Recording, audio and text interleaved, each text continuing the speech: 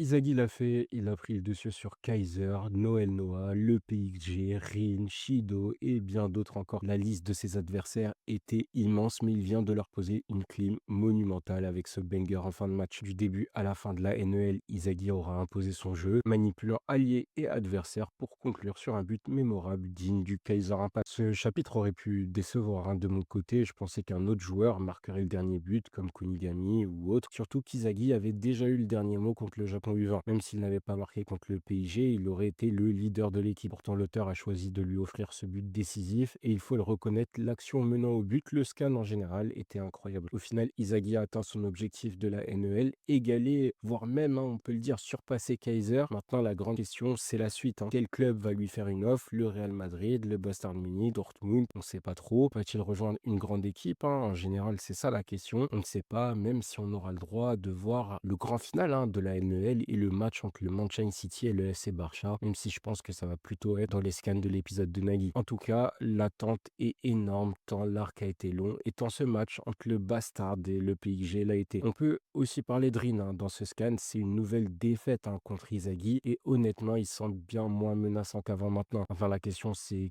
que va faire l'auteur avec lui? Est-ce que Rin va abandonner ou devenir un rival encore plus redoutable qu'auparavant? Ou au contraire, est-ce qu'il va pas devenir le nouveau pion d'Inzaghi, tout simplement? Son avenir, là, actuellement, il est totalement flou. Mais ce qui est sûr, c'est que pour la Coupe du Monde U20, la Mannschaft a mis une prime sur la tête d'Inzaghi et l'histoire ne fait que commencer.